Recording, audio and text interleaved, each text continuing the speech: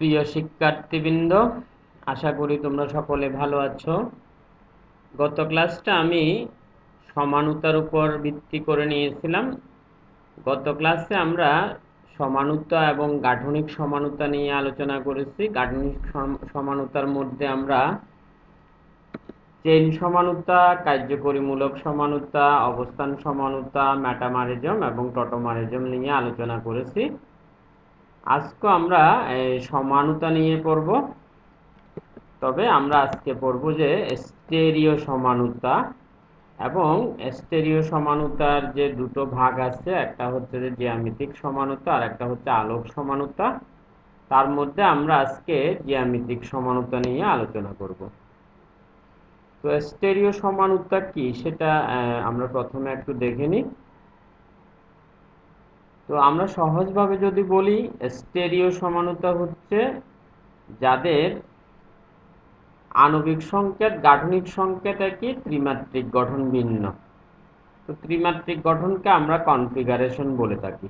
ত্রিমাত্রিক গঠনকে আমরা কনফিগারেশন বলে থাকি। ত্রিমাত্রিক গঠনের আর একটা নাম হচ্ছে কি, কনফিগারেশন ভিন্ন। তাদেরকে বলা হয় স্টেরিও সমাণু, আর এই সমানুতাকে আমরা বলি স্টেরিও সমানুতা। স্টেরিও এটা একটা গ্রিক শব্দ, স্টেরিও, যার অর্থ হচ্ছে যে ত্রিমাত্রিক বিন্যাস।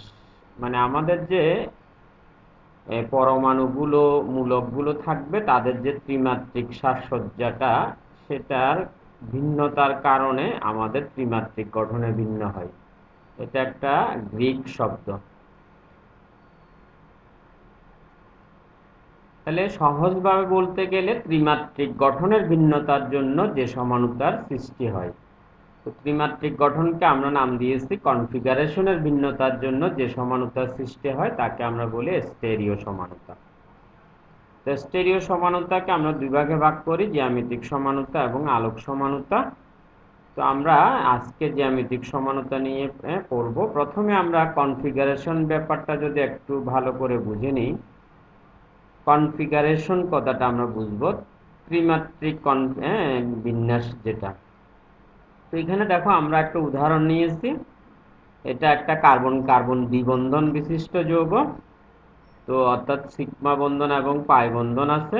তো এরকম দ্বিবন্ধন বিশিষ্ট যৌগগুলো এবং চক্রীয় যৌগগুলোর বৈশিষ্ট্য হচ্ছে যে এদের কার্বন কার্বন বন্ধনের অক্ষ বরাবর মুক্ত আবর্তন সম্ভব হয় না। অর্থাৎ আমরা এখানে যেটা বলতে চাচ্ছি সেটা হচ্ছে যে এই বন্ধন, একটা কার্বনকে স্থির রেখে আমরা আরেকটা কার্বনকে ঘুরাতে পারি না। এখানে ধরো কথার কথা এ আছে, এখানে বি আছে। তো আমি এখানে যদি এ দিই, এটাকে যদি বি দিই, আমরা এরকম করতে পারবো না যে এটাকে বন্ধনটাকে ঘুরিয়ে বি কে নিয়ে যাব। যদি আমি এটার থেকে যদি আরেকটা কাঠামো এরূপ লিখি, আমরা যদি এরূপ লিখি, এটা এরকম করে যদি লিখি, তখন এই কাঠামোটাকে যদি আমি এ কাঠামো বলি, এটাকে যদি আমি বি কাঠামো বলি, তাহলে এ আর বি ভিন্ন কাঠামো, ত্রিমাত্রিক বিন্যাসে ভিন্ন আছে। কারণ এটাকে আমরা ঘুরিয়ে এই বন্ধন, এই কার্বনকে স্থির রেখে এই কার্বনের গ্রুপগুলোকে ঘুরিয়ে আমি একে উপরের দিকে, বি কে নিচের দিকে আনা যাবে না। এই বন্ধনটা ঘুরানো সম্ভব না। এটাকে ঘুরাতে গেলে পুরো অণুটাই দিকবাজিক হবে, অর্থাৎ নিচের দুইটা মূলক উপরে চলে আসবে আর উপরের দুইটা নিচে চলে আসবে। তাহলে এটা বি এর অনুরূপ।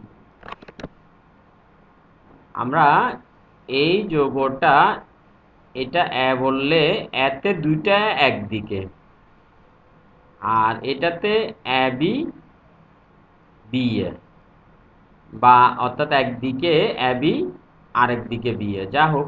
আর এটাতে হচ্ছে যে আমরা যদি এটা মাঝ বরাবরে কাটি, এই দুইটা একদিকে, দুইটা বি এক আরেক দিকে। কিন্তু আমরা যখন এটা মোচড় দিলাম এই যৌগটাকে, এটা সম্পূর্ণটা ডিগবাজি খেয়ে আগের যৌগটায় রয়েছে। এটা হয়তো বি এটা উপরে গেছে আর বিটা নিচে চলে আসছে। তাহলে কখন এই ত্রিমাত্রিক গঠনের ভিন্নতা হয়? যখন বন্ধনের অক্ষ বরাবর মুক্ত আবর্তন সম্ভব হয় না এইরকম যৌগের ক্ষেত্রে, আর চক্রীয় যৌগের ক্ষেত্রে এখানে দুই দিকে বন্ধন থাকায় এই ক্ষেত্রেও মুক্ত আবর্তন সম্ভব হবে না, এটা ব্যান্ড হয়ে যাবে। আর একটা ক্ষেত্রে ভিন্নতা হতে পারে, সেটা আমরা বলি যে যদি কোনো একটা যৌগের অণুতে কাইরাল কার্বন থাকে। কাইরাল কার্বন বা অপ্রতিসম কার্বন হচ্ছে এমন কার্বন যে কার্বনে 4 হাতে 4 রকমের গ্রুপ থাকবে, গ্রুপগুলো অমিল, প্রত্যেকটা গ্রুপ অমিল। আমরা যদি এখানে ওএস না থেকে এস থাকতো, তাহলে আমরা এটার সাথে এটাকে যদি আমি পি বলি, এটাকে যদি কিউ বলি, তাহলে ভিন্নতা আনতে পারতাম না। এটা ওএইচ, এটা ওএইচ, তাহলে তো এটা এটার মতো হয়ে যেত। তাহলে আমাদের কোন কোন ক্ষেত্রে ত্রিমাত্রিক গঠনে ভিন্নতা আসতে পারে আমরা যদি বলি, যখন এই কার্বন কার্বন দ্বিবন্ধন বিশিষ্ট যৌগে, আর চক্রীয় যৌগে, আর কাইরাল কার্বন বিশিষ্ট যৌগে। তাহলে এই তিনটা বিষয় আমরা একটু মাথায় রাখবো।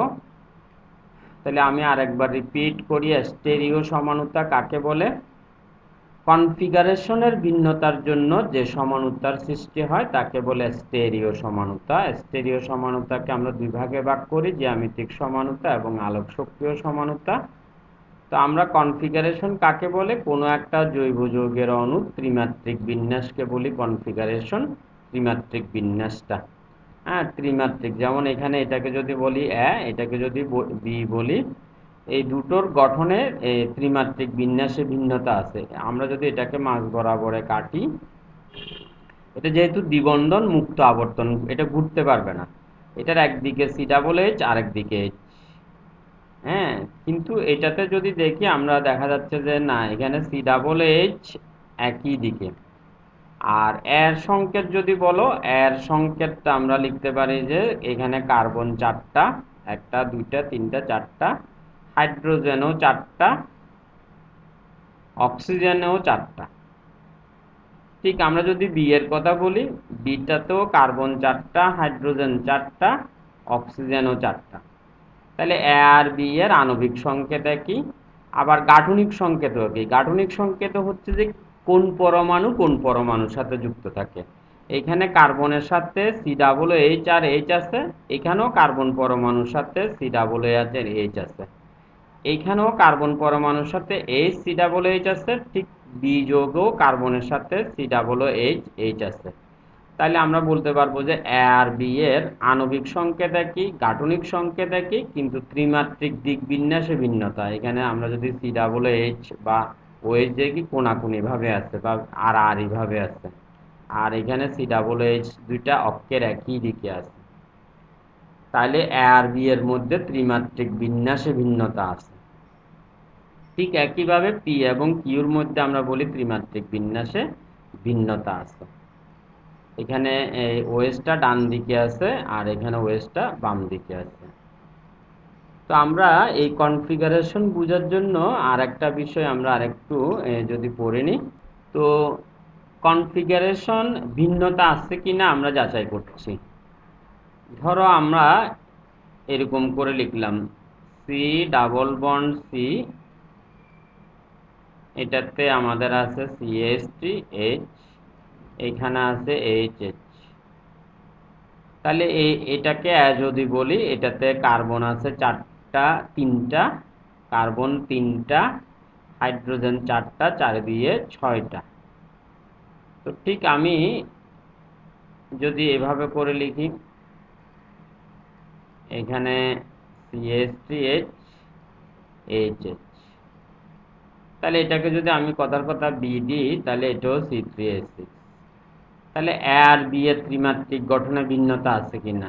তা আমরা দেখতে পাচ্ছি যে না, এখানে CH3 যেখানে এইচ একই একই, এটা তো এক, এইচ এইচ এইচ এইচ। তো এখন বলতে পারো যে আমি যদি এটাকে এভাবে করে লিখি, আমি যদি এইচটাকে উপরে দিলাম এটার থেকে, আর CH3 কে আমি নিচে দিলাম, আর এদিকে ধরো এখানে তো দুইটাই এইচ, এটাকে তো পরিবর্তন করার সুযোগ নেই। তাহলে এটার সাথে এই কাঠামোটার ভিন্নতা আছে কিনা, মানে এটার সাথে এটার ভিন্নতা আছে কিনা? আমরা বলবো যে না, কিভাবে না, দেখো যদিও আপাত দৃষ্টিতে এখানে সিএসটি যেদিকে, এখানে সিএসটি নিচে, তুমি এই অণুটাকে যদি একবারে পুরোপুরি অর্থাৎ মোচড় দিলে পুরোটা ডিগবাজি খাবে, তাহলে এই উপরের এই নিচের দুইটা উপরে চলে যাবে, নিচের দুইটা উপরে গেলে এটা সিএসটি এইচ, আর উপরের দুইটা নিচে চলে আসবে, কারণ একটা অংশ মোচড় খাবে না। একটা কার্বন স্থির থেকে আর একটা অংশ ঘুরতে পারবে না, এটা ঘুরলে পুরো অণুটাই একেবারে উল্টে যাবে। উল্টে যাওয়ার অর্থ হচ্ছে যে নিচের দুইটা উপরে যাবে, উপরের দুইটা, তাহলে এটা আর এটা একই, আবার এটা আর এটাও একই। হ্যাঁ, তাহলে আমরা যদি এটা এ বলি, এটা যদি বি বলি, এ আর বি এর ত্রিমাত্রিক গঠনে ভিন্নতা নেই, তাহলে আমাদেরকে খেয়াল রাখতে হবে ত্রিমাত্রিক গঠনে কখন ভিন্নতা হয়। সাধারণত এই দ্বিবন্ধন বিশিষ্ট কার্বনে এই গ্রুপ দুইটা যদি অমিল হয়, বা এদিকের গ্রুপ দুইটা যদি অমিল হয়, মানে গ্রুপ দুইটা মিল হয়ে গেলে তোমার ত্রিমাত্রিক গঠনে ভিন্নতা আসবে না, দ্বিবন্ধন যুক্ত। সেরকম চক্রীয় যৌগের বেলায়ও একই, চক্রীয় যৌগের বেলায়ও একই রকম হতে হবে। অর্থাৎ এই যে দুইটা আমাদের কার্বন, সেই দুইটাতে যে গ্রুপগুলো থাকবে, মনে করো যে এরকম গ্রুপ, তাহলে এটাতে সিএসটিএইচ অমিল, এটা সিএসটিএইচ অমিল, তাহলে এটার থেকে আমরা অন্য আরেকটা ত্রিমাত্রিক গঠন আমরা লিখতে পারবো। সেটাতে যদি আমরা এরকম করে দিই, এটা বাম দিকেরটা সিএসটিএইচ রাখলাম, এদিকেরটা এইচ সিএসটি করে দিলাম, এটা এইচ, এটা এইচ। এটাকে যদি আমরা ধরি এক্স, এটাকে যদি ওয়াই দিই, তাহলে এক্স আর ওয়াই এর মধ্যে ত্রিমাত্রিক গঠনে ভিন্নতা আছে। হুম, এক্স ও ওয়াই এর কনফিগারেশন ভিন্ন,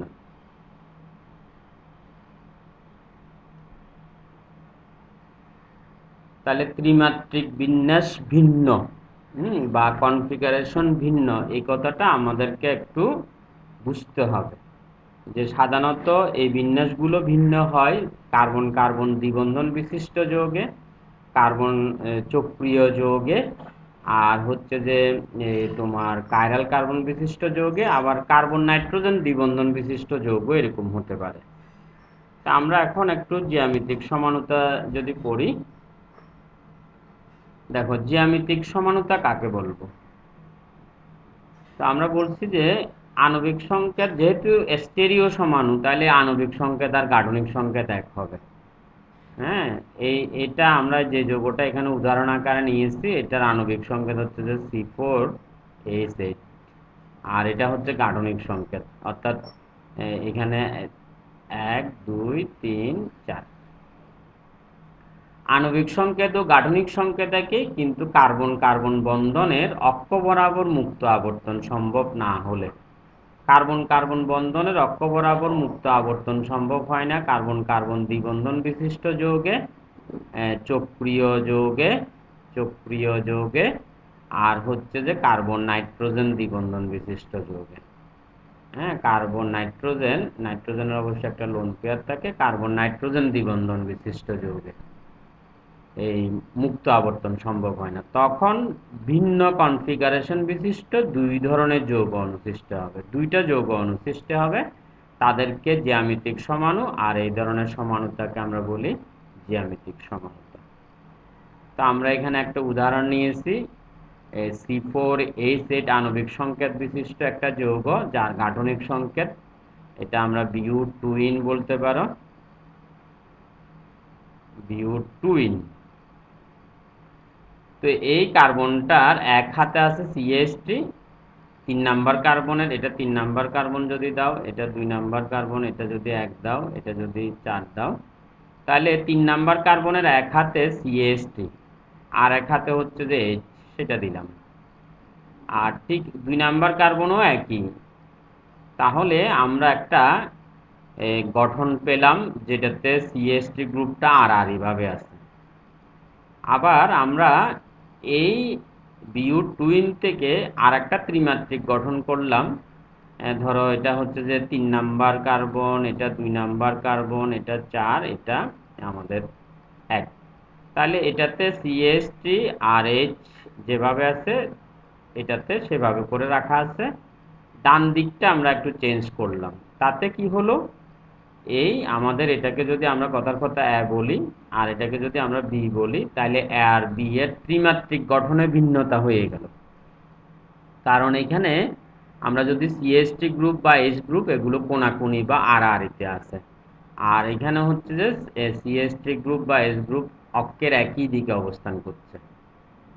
তো জ্যামিতিক সমানুতাতে সদৃশ গ্রুপগুলো যদি অক্ষের একই দিকে থাকে তাকে বলে যে সিস সমাণু, আর বিপরীত দিকে থাকলে তাকে বলে যে ট্রান্স সমাণু।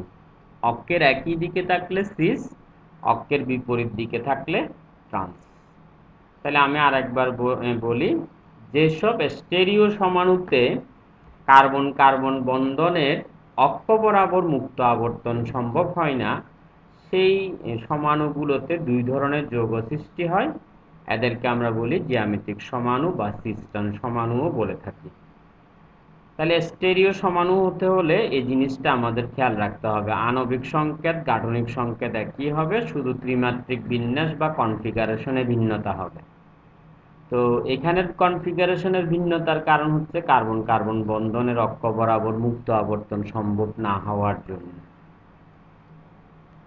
তো তোমরা আশা করি বুঝতে পেরেছো সহজ সংজ্ঞা, যেসব স্টেরিও সমাণুতে কার্বন কার্বন বন্ধনের অক্ষ বরাবর মুক্ত আবর্তন সম্ভব না হওয়ায় দুই ধরনের যৌগ অণু সৃষ্টি হয়, এদেরকে পরস্পরের জ্যামিতিক সমাণু, এবং এই ধরনের সমাণুতাকে জ্যামিতিক সমানুতা বলে। তা আমরা যদি পরেরটাতে যদি আসি, একটু জ্যামিতিক সমানুতার যদি সত্যগুলো নিয়ে কথা বলি।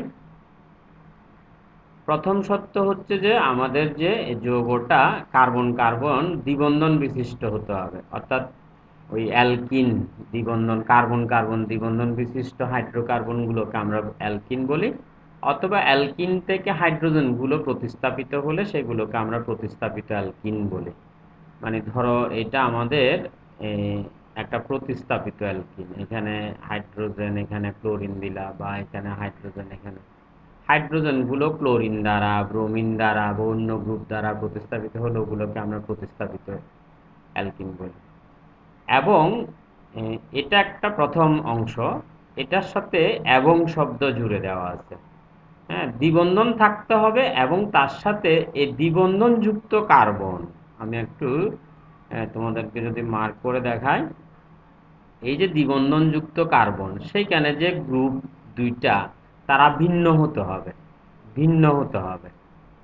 হ্যাঁ, এই যে এই গ্রুপ ভিন্ন হলে সে জ্যামিতিক সমানুতা দেখাতে পারবে, না হয় দেখাতে পারবে না। দ্বিবন্ধনও থাকতে হবে, পাশাপাশি দ্বিবন্ধন যুক্ত কার্বন দুইটাতে এই কার্বন আর এই কার্বন, এটাকে যদি আমি এক দিই, এটাকে যদি দুই দিই, এক নাম্বার কার্বনে যে গ্রুপ দুইটা যুক্ত আছে সেই দুইটাও ভিন্ন হতে হবে, দুই নাম্বার কার্বনে যে গ্রুপ দুইটা যুক্ত আছে তারাও ভিন্ন হতে হবে। মিল হয়ে গেলে, মানে এক নাম্বার কার্বনের অথবা দুই নাম্বার কার্বনের যে কোনো একটা দিকে মিল অথবা উভয় দিকে যদি মিল হয়ে যায়, সেটি জ্যামিতিক সমানতা দেখাবে না। সেজন্য আমরা এই কথাটার কিছু সাধারণ আণবিক সংকেত লিখেছি এখানে। এই যে আমরা A B C দ্বিবন্ধন C A B, অর্থাৎ এটার গাঠনিকটা হবে যে আমাদের এরকম, এখানে এ বি আর এখানে A B, A R B একই হতে পারবে না, মিল হতে পারবে না। বা আমরা যদি দুইয়েরটা যদি বলি, এখানে হবে যে এ বি, আমরা প্রত্যেকটার উদাহরণ নিচে নিয়েছি, আর এদিকে একটা মিল, এটা এদিকের এ এদিকের এ, কিন্তু এখানে ডি, তাহলে এখানে অমিল হতে হবে এর সাথে বি আর এর সাথে ডি। অমিলটা হতে হবে এই কার্বনের দুইটা গ্রুপ অমিল হতে হবে, এই কার্বনের দুইটা গ্রুপ অমিল হতে হবে। ঠিক একইভাবে আর একটা কন্ডিশন এটা আমরা নিলাম, এটাতেও একই, এটা আমি একটু এদিকে বাম দিকে লিখতেছি। এটাতে এখানে এ বি আছে, এখানে আছে যে এক্স ওয়াই, এবং এ আর বি মিলতে পারবে না, এক্স এবং ওয়াই মিলতে পারবে না এরকম কন্ডিশনে। তা আমরা এটা লিখলেই চলবে, এটা আমরা বোঝার জন্য লিখছি, এরকম কন্ডিশনগুলোতে অমিল দেখালাম।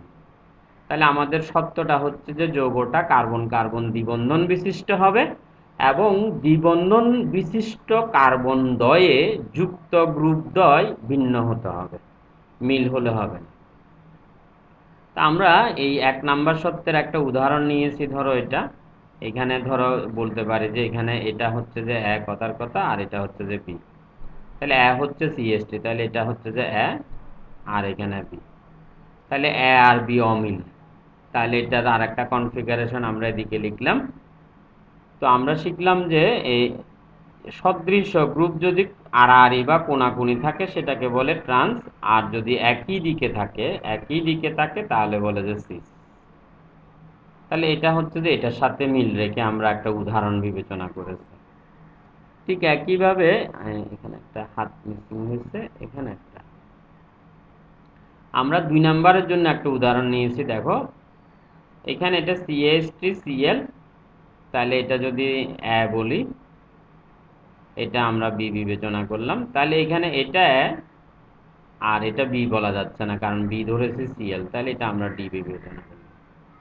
তাহলে এই এ আর বি অমিল, এটা সিএসটি এটা সিএল, আবার এদিকে এইচ এবং সিএসটি অমিল, তাহলে সেই কারণে এরাও এটার আর একটা সমাণু পাওয়া সম্ভব। এইখানে দেখো এটাতে সিএসটি কোনাকুনি আছে সদৃশ গ্রুপ, তাহলে আমরা এটাকে বলবো ট্রান্স। আর এটাতে সিএসটি দুইটা একই দিকে আছে, সেজন্য আমরা এটাকে বললাম যে সিস। সিস ট্রান্স লিখতে আমরা খুব সহজে লিখতে পারি। তুমি যদি একটা গঠন লিখে ফেলতে পারো তাহলে আরেকটা গঠন খুব সহজে লেখা যায়। আরেকটাতে শুধু তুমি ডান দিকের গ্রুপগুলোকে উপরটা নিচে, নিচেরটা উপরে দিলে হয়ে যাবে। আমরা 3 নাম্বার কন্ডিশনের জন্য একটা উদাহরণ বিবেচনা করেছি। 3 নাম্বার কন্ডিশনের জন্য এখানে আমরা নিলাম সিএসটি, এখানে সিএল। এটাকে যদি এ বলো, এটাকে আমি দিলাম বি। আর এদিকে দেখো এগুলো এ বি, এদিকে বামের কোনোটার সাথে মিল নেই, নতুন দুইটা গ্রুপ। তো ধরো আমি এটাকে যদি এক্স দিই, তাহলে এটাকে দিলাম ধরো ওয়াই।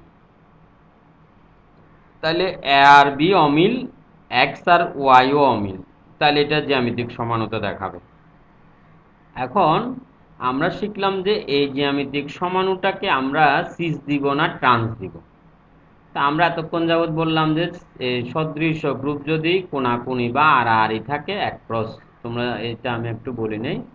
সিস এটা একটা ল্যাটিন ওয়ার্ড, এটার অর্থ হচ্ছে যে সেম সাইড, গ্রুপগুলো একই সাইডে থাকলে। আর ট্রান্স এটাও ল্যাটিন ওয়ার্ড, ট্রান্স এটার অর্থ হচ্ছে অ্যাক্রস বা আড়াআড়ি। তাহলে আমরা এতক্ষণ যাবৎ বলতে পারছিলাম 2 নাম্বারও আমরা দেখলাম যেটা কোনাকুনি ছিল সদৃশ গ্রুপ, তাহলে সেটাকে ট্রান্স দিয়েছি, একই দিকে ছিল সিস দিয়েছি। 1 নাম্বার উদাহরণও পেরেছি, কিন্তু 3 নাম্বার যে উদাহরণটা, এটাতে আমি এটাকে সিস কিভাবে দেব, সেই জন্য এখানে আমরা একটা এই পদ্ধতি অবলম্বন করি। এখানে মার্কিং করি কোন গ্রুপটা এক, কোন গ্রুপটা দুই। তো সেটা নির্ণয়ের জন্য সিএল 1 নাম্বার গ্রুপ হবে না সিএসটি 1 নাম্বার গ্রুপ হবে, এই দুইটার মধ্যে প্রায়োরিটি কার বেশি, তখন বলো যে তুমি এই কার্বনটার সাথে যুক্ত হচ্ছে এখানে সিএল, আর এখানে এটার সাথে যুক্ত হচ্ছে যে কার্বনটা সরাসরিটা। আমরা যদি একটু এভাবে করে দেখাই, তো দেখো এখানে সিএল, এখানে কার্বন, তার সঙ্গে একটু দূরে গিয়ে মানে আবার হাইড্রোজেন। যদি এটাও কার্বন হতো তারপর দেখতে হতো যে পরেরগুলো, আর এদিকে আছে এইচ, এদিকে আছে বিএস। তাহলে আমি এই সিএল কে প্রধান ধরবো না কার্বনকে প্রধান ধরবো। তো এখানে বলেছে যে তুমি পারমাণবিক ভরকে কার বেশি বা পারমাণবিক সংখ্যা কার বেশি, তো এখানে ক্লোরিনের 17, কার্বনের হচ্ছে যে 6, তাহলে এই জন্য আমরা 1 দিয়েছি ক্লোরিনকে, আর 2 দিয়েছি সিএসটি কে। ঠিক একইভাবে এখানেও 1 2 চিহ্নিত করো কে প্রধান, বি আর আর এইচ এর মধ্যে। তো সরাসরি আমাদের এখানে ব্রোমিন, ওর ভর বেশি বা পারমাণবিক সংখ্যা বেশি, তাহলে এটা 1, আর এটা হচ্ছে যে 2। এখন দেখো যে এই এক প্রায়োরিটি গ্রুপ দুইটা একই দিকে, তাহলে এটাকে বলবো সিস। আর প্রায়োরিটি গ্রুপ দুইটা কোনাকুনি, কোনাকুনি, তাহলে বলবো ট্রান্স। তাহলে 4টা মূলকেই যখন ভিন্ন হবে তখন আমাদেরকে ওখানে প্রায়োরিটি দিয়ে আইডেন্টিফাই করতে হবে যে কোনটা প্রধান। প্রধান গ্রুপ দুইটা একই দিকে সিস, প্রধান গ্রুপ দুইটা বিপরীত দিকে, তাহলে হবে যে ট্রান্স। তো এটাকে আসলে আমরা আরেকটা সমানতা দিয়ে চিহ্নিত করে ওটাকে বলি যে ইজেড সমানতা। ইজেড সমানতা। তো ইজেড সমানতা E stand for entgegen, যেটা এক ক্রস অ্যাক্রস মানে কোনাকুনি, তাহলে এখানে এক দুইটা কোনাকুনি, তাহলে এটা ই আইসোমার। আর ঝ্যাট মিনস জুসাম্যান। এই অ্যানগেগেন জুসামান এগুলো জার্মান শব্দ। জুসাম্যানের অর্থ হচ্ছে সেম সাইড, তাহলে এখানে এক দুইটা সেম সাইডে, সেজন্য এটা ঝ্যাট আইসোমার। তাহলে আমরা এগুলা তো করতে পারবা। তুমি দেখবা যে কোনাকুনি হলে এখানে যেটা দিব ই সমানু, আর এই একই দিকে হলে আমরা দিব ঝ্যাট সমান। তো আমরা এটার উপর বেস করে ধরো আমরা এমনিতে একটু আরেকটু যদি প্র্যাকটিস করি, এরকম একটা সংকেত দেওয়া আছে C4H, এটা আমাদের আণবিক সংকেত। এটা ধরে নিলাম যে তো এইখানে আমরা বি আর সি নামক দুইটা গাঠনিক মানে তার থেকে সমাণু লিখলাম। এক বি কে বললাম যে প্রতিসম সমাণু, আর সি কে বললাম যে ধরো অপ্রতিসম সমাণু। এখন আমাকে যদি বলে যে আর বি আর সি এর মধ্যে কোনটা তোমার জ্যামিতিক সমানুতা দেখাবে, তাহলে আগে তো আমাকে বি আর সি আইডেন্টিফাই করতে হবে। তো এখানে বি এটা 4 কার্বনের, সি সেটাও 4 কার্বনের, C4H10 থেকে আসছে। তো খেয়াল রাখিও প্রতিসম বানানোর জন্য এটা যেহেতু আমাদের অ্যালকিনের একটা আণবিক সংকেত CnH টুয়াইস এন বিশিষ্ট, সেজন্য আমি যখন প্রতিসম অ্যালকিন বানাবো তখন দ্বিবন্ধনটা মাঝামাঝিতে দিবা। আর অপ্রতিসম বললে দ্বিবন্ধনটা প্রান্তে দিতে হয়, হয় ডান প্রান্তে না হয় বাম প্রান্তে, যে কোনো এক প্রান্তে। তাহলে বাকিগুলো আমরা হাইড্রোজেন দিয়ে যদি পূর্ণ করে দিই, গুনে গুনে একটু হাইড্রোজেনগুলো যদি দিয়ে দাও,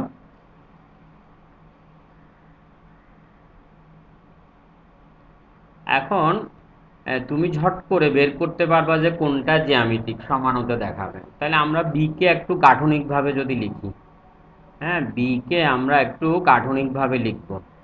এখানে এটা যদি 1 বলি, এটা 2 বলি, এটা যদি 3 বলি, এটা 4 বলি, তাহলে আমরা 2 নাম্বার কার্বন আর 3 নাম্বার কার্বনকে দ্বিবন্ধন বিশিষ্ট এই দুইটা দিলাম। 2, এটা 2, এটা 3। 2 নাম্বারের একটা হাতে CH3 আর একটা হাতে H, 3 নাম্বারের একটা হাতে CH3 আর একটা হাতে H। আবার সি এর গাঠনিক সংকেত যদি লিখো, ধরো এটা নাম্বারটা এদিক থেকে দিতে হবে, কারণ ওই যে দিক থেকে দ্বিবন্ধন কমে পাওয়া যায়। তাহলে আমরা দ্বিবন্ধন দিলাম, এটা 1 নাম্বার কার্বন, এটা 2 নাম্বার কার্বন। তো 1 নাম্বার কার্বনে আছে দুইটা H, আর 2 নাম্বার কার্বনে আছে যে একটা H আর একটা হচ্ছে যে এই বড় গ্রুপ, এটা একটা H আর একটা বড় গ্রুপ CH3 CH2। এখন আমাকে যদি বলে এ বি সি দেখেই তুমি বুঝতে পারবা যে কোনটা জ্যামিতিক সমানতা দেখাবে। দেখো আমরা কি করব, যৌগ এটা দ্বিবন্ধন বিশিষ্ট, ঠিক আছে, তারপর দেখবো যে এই দ্বিবন্ধন যুক্ত কার্বনে এই গ্রুপ আর এই গ্রুপ অমিল কিনা, হ্যাঁ অমিল। আবার এই কার্বনটাও দেখবো এই গ্রুপ আর এই গ্রুপ, এটা CH2 এটা H অমিল, তাহলে এটা জ্যামিতিক সমানতা দেখাবে।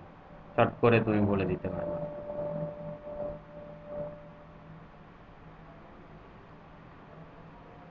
জ্যামিতিক সমানুতা দেখাবে। এখন আমরা জ্যামিতিক সমানতা দেখালে তখন এই একটা কাঠামো এটা হয়ে গেল সিস, তাহলে তুমি আরেকটা ট্রান্স বানাবা CH3টাকে নিচে এনে। এখন সি দেখাবে কিনা আমরা দেখি, হ্যাঁ দ্বিবন্ধন বিশিষ্ট, ঠিক আছে। তারপর দেখবো যে এটাতে এটাতে এই গ্রুপ আর এই গ্রুপ অমিল, এই গ্রুপ আর এই গ্রুপ অমিল, ঠিক আছে। কিন্তু এদিকে দুইটা হয়ে গেল মিল, তাহলে এটা জ্যামিতিক সমানতা দেখাবে না, দেখাবে। দেখালে সিস্টান্স বানাবে। সিস্টান্স কিভাবে বানাবো, সদৃশ্য গ্রুপকে একই দিকে, সদৃশ্য গ্রুপকে বিপরীত দিকে। তাহলে যে কোনো আণবিক সংকেত গাঠনিক সংকেত দেখে তুমি যদি বিন্যাসটা করে রাখো, তাহলে খুব সহজে দ্বিবন্ধনযুক্ত কার্বনে যুক্ত গ্রুপগুলো ভিন্ন কিনা সেটা যাচাই করলেই হয়ে যায়। ভিন্ন হলে জ্যামিতিক সমানতা দেখাবে, আর ভিন্ন না হলে জ্যামিতিক সমানতা দেখাবে না। তাহলে আমরা যদি এর পরেরটা একটু নিয়ে আলোচনা করি, দ্বিতীয় সত্যটা, হ্যাঁ, দ্বিতীয় সত্যটা যদি আলোচনা করো, চক্রীয় যৌগও জ্যামিতিক সমানতা দেখায়। এটা আমি তখনও বলছিলাম, ওই যে ত্রিমাত্রিক গঠন চক্রীয় যৌগ এবং কার্বন নাইট্রোজেন দ্বিবন্ধন বিশিষ্ট যৌগ জ্যামিতিক সমানতা দেখায়। যেমন আমরা এখানে একটা উদাহরণ নিয়ে, আর এটা যেহেতু চক্রীয় যৌগ, এই বন্ধন এদিকে আর এদিকে বাঁধা, সেজন্য এটা মোচড় খেতে পারবে না, খেলে পুরো অণু ডিগবাজি খাবে। তাহলে এখন আমরা দেখি যে এ গ্রুপ আর এ গ্রুপ অমিল কিনা। হ্যাঁ, অমিল।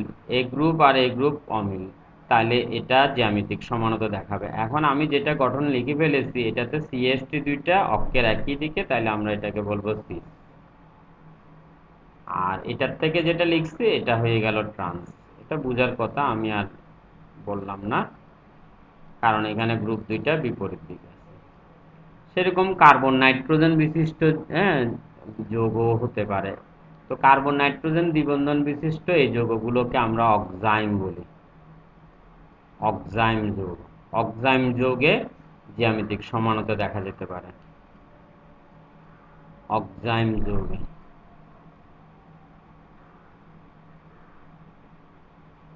জ্যামিতিক সমানতা দেখা যায়। কার্বন নাইট্রোজেন দ্বিবন্ধন বিশিষ্ট যৌগগুলোকে আমরা অক্সাইম বলে থাকি। তো এখানে কিভাবে চিহ্নিত করে, এখানে এইচ, হ্যাঁ, এখানে এইচ একই দিকে আছে, সেজন্য এটাকে নাম দিয়েছে সিস, বা এটাকে সাইন সমাণুও বলে। এটা তোমাদের সিলেবাসভুক্ত, সিলেবাসে আলোচনা নেই, তাও আমি একটু বললাম। আর এখানে এইচ কোনাকুনি, তাহলে এটাকে আমরা বলবো যে ট্রান্স। আর এখানে লোন পেয়ারটাকেও একটা মূলক হিসেবে বিবেচনা করা হচ্ছে। লোন পেয়ার এগুলো মুক্ত জোড় ইলেকট্রন নাইট্রোজেনের, তাহলে এইচ দিয়ে এখানে চিহ্নিত করা হয়। এইচ অক্সাইম যৌগে এইচ একই দিকে হলে সিস, আর বিপরীত দিকে হলে ট্রান্স। ট্রান্সটাকে আমরা বলি যে বা দিয়ে অ্যান্টি সমাণুও বলে। অ্যান্টি সমান, অ্যান্টি সমান। তাহলে জ্যামিতিক সমানতার শর্ত হচ্ছে দুইটা। একটা শর্ত হচ্ছে যৌগটি কার্বন কার্বন দ্বিবন্ধন বিশিষ্ট হবে, এবং দ্বিবন্ধন যুক্ত কার্বন দুইটাতে যুক্ত গ্রুপ দুইটা ভিন্ন হতে হবে। মিল হলে সেটা জ্যামিতিক সমানতা বা সিস্টান সমানতা দেখাবে না। আর যৌগটা চক্রীয় হতে পারে, চক্রীয়র বেলায়ও একই পদার্থ, ওই যে কার্বন দুইটাতে যুক্ত গ্রুপটা ভিন্ন হতে হবে।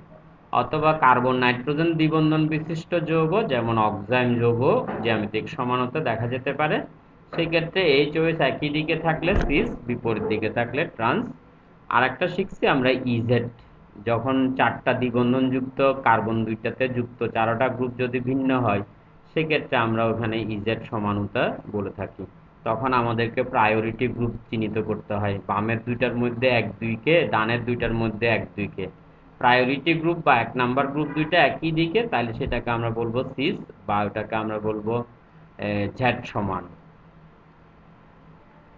এরপরে আমরা পরেরটাতে যদি আসি, একটা আমরা উদাহরণ নিলাম, প্রশ্ন, যে আমরা একটা যদি প্র্যাকটিস করি, 1,2-ডাইক্লোরোইথিন সিস্টান সমানতা দেখায়, কিন্তু 1,1-ডাইক্লোরোইথিন সিস্টান সমানতা দেখায় না কেন? তো এটার উত্তর আমরা করতে যাব। তো এটার উত্তর করতে গেলে আমরা প্রথমে 1,2-ডাইক্লোরোইথিনের সংকেতটা দিলাম। হ্যাঁ, এখান থেকে এখানে এই কার্বনটা এক যদি ধরি, এটাকে যদি দুই ধরি, তাহলে এক নাম্বার কার্বনে একটা এইচ আর একটা ক্লোরিন, একটা এইচ আর একটা ক্লোরিন দিলাম। ঠিক দুই নাম্বার কার্বনও একই, 1,2-ডাইক্লোরো বলছে যে 1,2-ডাইক্লোরোইথিন। তুমি ইথিন মানে হচ্ছে দুই কার্বন দিয়ে ফেললা, এরকম করে, এরকম করে। তাহলে ওয়ানে একটা ক্লোরিন, টুতে একটা ক্লোরিন, এই বাকিগুলো হাইড্রোজেন, তাহলে এটা 1,2-ডাইক্লোরোইথিন হয়ে গেল। তো এই দুই নাম্বার কার্বনও একটা এইচ একটা সিএল। তো এখন আমরা খুব সহজে বুঝে যাব এটা সিস্টান সমানতা দেখাবে কিনা। এইচ এর সাথে সিএল অমিল, এইচ এর সাথে সিএল অমিল, তাহলে এইটা এটা অমিল, এটা এটা অমিল, তাহলে এটা দেখাবে জ্যামিতিক সমানতা। হ্যাঁ, আর আমরা যদি এটা 1,1-ডাইক্লোরোইথিনের কথা যদি বলি, এটা এরকম লিখতাম যে 1,1-ডাইক্লোরোইথিন। দুইটা ক্লোরিন 1 নাম্বার কার্বনে, অথবা ওদিকেও দেওয়া যায়, যে কোনো একদিকে দিলেই হলো। এটা 1 যদি দাও, এটা 2 যদি দাও। হ্যাঁ, এখানে এটা অবশ্যই আমি এদিকে 1, এটা এদিকে 2, 1 1 ডাইক্লোর। এখন দেখা যাচ্ছে যে এখানে মিল হয়ে গেল, তাহলে এটা দেখাবে না, সহজ কথা। তা আমরা কি করলাম, গাঠনিক সংকেত দেওয়ার পরে তোমরা একটা কাজ করতে পারো, এটাকেও এখানে গাঠনিক সংকেত এই জায়গায় দিয়ে ফেলা যায়। আচ্ছা, আমরা একটা দেওয়ার পরে জ্যামিতিক সমানতার শর্ত দিলাম, যৌগটা দ্বিবন্ধন বিশিষ্ট হবে। এত বড় না দিলেও চলবে, দ্বিবন্ধন বিশিষ্ট হবে দিলেই হয়ে যাবে। এগুলো আমরা হয়তো পরিহার করতে পারি আর একটু ছোট করতে চাইলে। যৌগটি কার্বন কার্বন দ্বিবন্ধন বিশিষ্ট হবে, এবং দ্বিবন্ধন বিশিষ্ট কার্বনে যুক্ত পরমাণু বা মূলকদ্বয় ভিন্ন হবে বা একই রকম হতে পারবে না। তাহলে আমাদের যে 1 2 ডাইক্লোরোইথিন যৌগটাতে কার্বন কার্বন দ্বিবন্ধন আছে, এই যে দ্বিবন্ধন আছে, এবং দ্বিবন্ধন বিশিষ্ট কার্বন দুইটাতে যুক্ত গ্রুপদ্বয় ভিন্ন আছে। এই যে আমরা ভিন্ন দেখতে পাচ্ছি এখানে।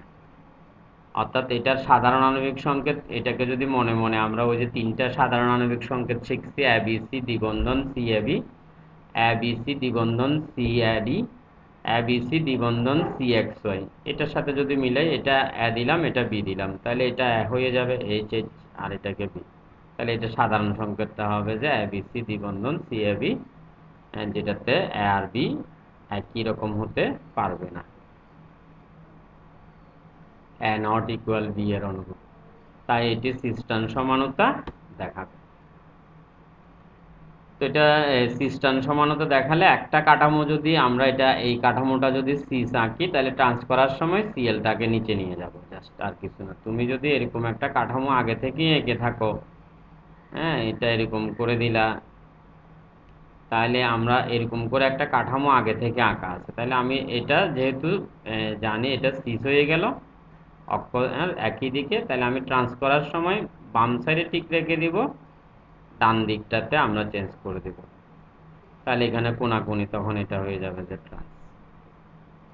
আর 1 1 ডাইক্লোরোইথিন, এটাতে কি বলেছি দেখো, এখানে কার্বন কার্বন দ্বিবন্ধন বিশিষ্ট যৌগটি, কিন্তু দ্বিবন্ধন বিশিষ্ট কার্বনে যুক্ত গ্রুপদ্বয় ভিন্ন নয়, তাই এটি সিস্টান সমানতা দেখাবে। তো আশা করি তোমরা বুঝতে পেরেছো। তো আমরা কিছু সিস্টান সমানতার যদি বৈশিষ্ট্য আলোচনা করি, সিস সমাণুর চেয়ে ট্রান্স সমাণু অধিক স্থিতিশীল। কারণ দেখো, সিস সমাণুতে মিল গ্রুপগুলো একই দিকে তাকায়, তাদের মধ্যে পারস্পরিক বিকর্ষণ আমরা বলি যে বেশি থাকে। সিস সমাণুতে মিল গ্রুপগুলো একই দিকে থাকে, সেজন্য এদের মধ্যে পারস্পরিক বিকর্ষণটা বেশি, স্টেবিলিটি কম। আর ওখানে যে মিল গ্রুপগুলো অক্ষের বিপরীত দিকে থাকে বলে, তখন এটা প্রতিসাম্য, পারস্পরিক বিকর্ষণ কম, সেজন্য ওখানে আকর্ষণ বেশি, অণুগুলো খুব নিকটে থাকতে পারে, সুস্থিতি বেশি।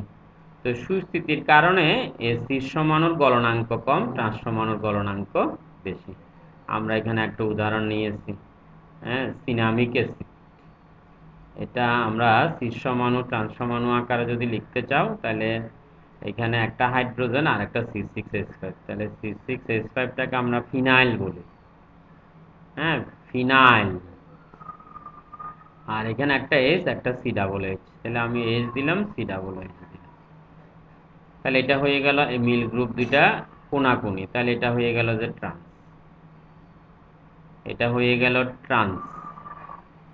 আর হ্যাঁ, আমরা যদি এভাবে করে দিতাম, C6H5 বাম পাশে টিক রাখলাম, ডান পাশটাতে আমরা একটু চেঞ্জ করে দিলাম, তো এটা হয়ে গেল যে সিস। তাহলে এটা 68 ডিগ্রি, আর ট্রান্সটা হচ্ছে যে 133 ডিগ্রি। সিস সমাণু যেহেতু সুস্থিতি কম, ওখানে আমরা বলি যে কম্পনের পরিমাণ বেশি, গ্রুপ ওখানে বিকর্ষণ বেশি, গ্রুপ দুইটা অভ্যন্তরীণ শক্তি হয় যে আমরা বলি ভাইব্রেশন এনার্জি, রোটেশনাল এনার্জি অণুর ভিতরকার, হ্যাঁ, ট্রান্সলেশনাল এনার্জি, বন্ড এনার্জি, এগুলো মিলিয়ে যে শক্তি, সেই শক্তিগুলোকে আমরা বলি অভ্যন্তরীণ শক্তি। তো শীর্ষ মানুষ যেহেতু আনস্টেবল, কাঁপাকাঁপি বেশি থাকে, জিনিসগুলো বেশি থাকে, সেজন্য তার সুস্থিতি কম, অভ্যন্তরীণ শক্তি বেশি, আর অভ্যন্তরীণ শক্তি বেশি হলে দহন তাপও বেশি হবে। আর শীর্ষমাণুর দ্রাব্যতাটা, পানিতে দ্রাব্যতাটা ট্রান্সমাণুর চেয়ে বেশি। এটার কারণ ডাইপোল মোমেন্টটা বেশি থাকে, শীর্ষমাণুগুলোতে ডাইপোল মোমেন্ট বেশি থাকে। আমরা যদি একটু উদাহরণ দিয়ে যদি বোঝার চেষ্টা করি, ধরো আমরা এরকম একটা উদাহরণ নিচ্ছি।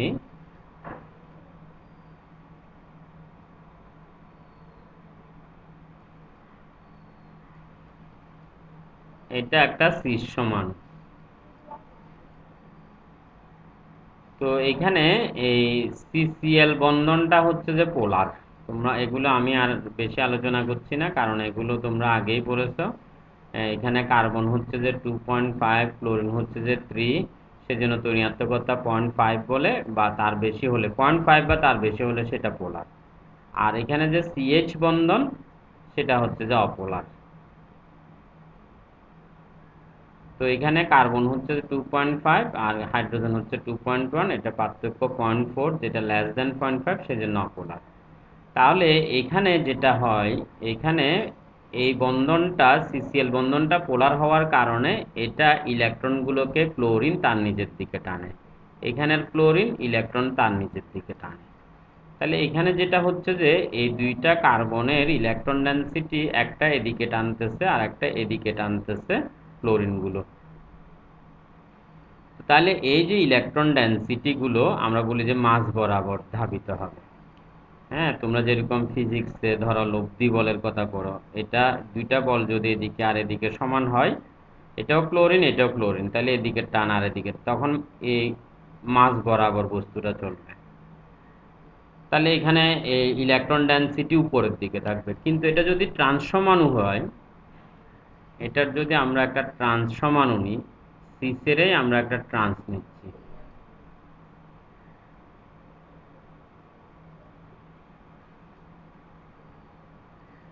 তাহলে এইখানে আমাদের যে পোলারিটিটা, এখানে এই ক্লোরিন এদিকে টানবে, এই ক্লোরিন এদিকে টানবে, অর্থাৎ এখানে টানটা হচ্ছে যে একটা এদিকে টানতেছে আর একটা এদিকে টানতেছে টানটা। তাহলে একটা টান আর একটা টান দ্বারা নাকচ হয়ে যাবে, কারণ এটাও ক্লোরিন, একই ক্লোরিন, এখানে এটা একই ক্লোরিন। তাহলে আমরা বলবো যে পোলারিটি বেশি থাকবে শীর্ষমাণুতে, বা ডাইপোল মোমেন্ট বেশি থাকবে শীর্ষমাণুতে। পোলারিটি যেটাতে বেশি তার ডাইপোল মোমেন্ট বেশি। হ্যাঁ, ডাইপোল মোমেন্টকে আমরা সাধারণত মিউ দ্বারা প্রকাশ করি, তো এটা ফার্স্ট ইয়ারের পড়া। তাহলে ট্রান্সসমাণুতে ডাইপোল মোমেন্ট কম, সেই জন্য ট্রান্সসমাণু পানিতে কম দ্রবণীয় হবে। সর্বশেষ যেটা 4 নাম্বার, আমরা আরেকটা বৈশিষ্ট্য,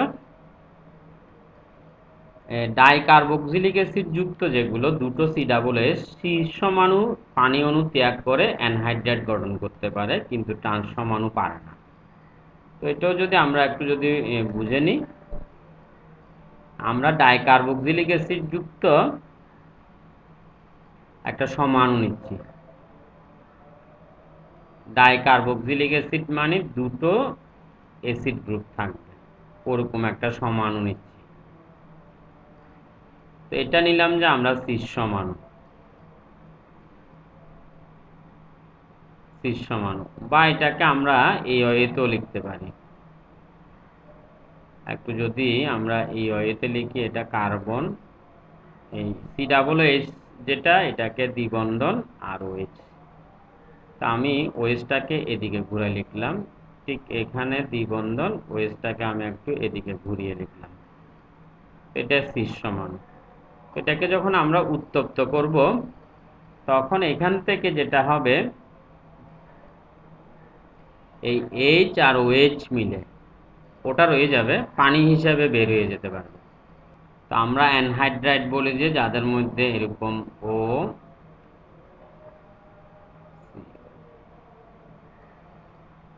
এই জায়গা থেকে পানি অণু অপসারিত হয়ে গেলে, তাহলে আমরা বললাম যে এরকম, এটা এরকম ছিল, এরকম ছিল আমাদের, এটা এইচ, এটা এইচ, এই এই গ্রুপ, এটা এরকম ছিল। এখান থেকে পানি অণু হাইড্রোজেন চলে গেল বা অক্সিজেন ওয়েট চলে গেলে এদিকে একটা বন্ধন সৃষ্টি হয়ে গেল। এটা হচ্ছে যে অ্যানহাইড্রাইট, মাঝখানে CaO, দুই পাশে CO, এটা অ্যানহাইড্রাইট বলে।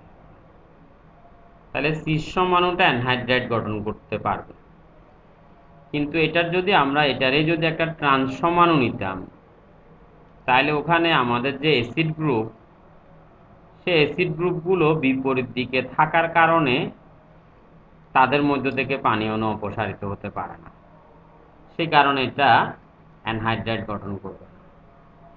মানে সব অ্যাসিড গ্রুপ দুইটা অ্যানহাইড্রাইট গঠন করতে পারে না,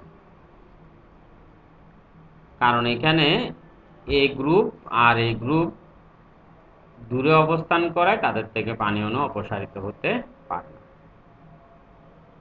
তাহলে এই 4 নাম্বার বৈশিষ্ট্যটা হচ্ছে যে আমি তাহলে বৈশিষ্ট্যগুলো আরও আছে, আমি যেগুলো গুরুত্বপূর্ণ সেগুলো নিয়ে একটু আলোচনা করেছি, যে শীর্ষমাণুর স্থিতিশীলতাটা ট্রান্সসমাণুর চেয়ে কম, সে কারণে শীর্ষমাণুর গলনাঙ্ক কম, তবে স্ফুটনাঙ্কের হিসাবটা উল্টো, শীর্ষমাণুর বেশি, ট্রান্সসমাণুর কম।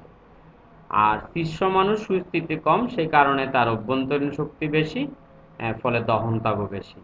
আর শীর্ষমাণুর পোলারিটি বা ডাইপোল মোমেন্ট বেশি, এটা কেন বেশি আমি দেখিয়ে দিলাম এখানে। সেই কারণে আমাদের শীর্ষমাণুর যে দ্রাব্যতা সেটা ট্রান্সসমাণুর চেয়ে বেশি হয়। আর হচ্ছে যে ডাইকার্বক্সিলিক অ্যাসিড যুক্ত শীর্ষমাণুর ক্ষেত্রে সহজে পানি অণু ত্যাগ করে অ্যানহাইড্রেট গঠন করতে পারে, একই দিকে তাকে বলে গ্রুপ দুইটা। আর ট্রান্সসমাণুর পক্ষে পারে না, কারণ ট্রান্সসমাণুতে সদৃশ অ্যাসিড গ্রুপ দুইটা বিপরীত দিকে থাকায় তার মধ্যে থেকে পানি অণু অপসারিত হতে পারে না। তো আমি তোমাদেরকে আজকে স্টেরিও সমাণুতা এবং জ্যামিতিক সমাণুতা বুঝিয়ে দিলাম। স্টেরিও সমাণুতার দুটো পার্ট, একটা হচ্ছে যে জ্যামিতিক সমাণুতা, আর একটা হচ্ছে যে আলোক সমাণুতা। তো জ্যামিতিক সমাণুতা বুঝতে গেলে আমাদের সত্যটা খেয়াল রাখলেই হবে, দ্বিবন্ধন বিশিষ্ট হবে এবং দ্বিবন্ধন যুক্ত কার্বন দুইটাতে যুক্ত গ্রুপ দ্বয় ভিন্ন হবে। হ্যাঁ, আর কার্বন এই চক্রীয় যৌগের বেলায়ও হতে পারে, সেক্ষেত্রেও একই রকম, ওই চক্রীয় যৌগের কার্বন দুইটাতে যুক্ত গ্রুপ দ্বয় ভিন্ন হতে হবে।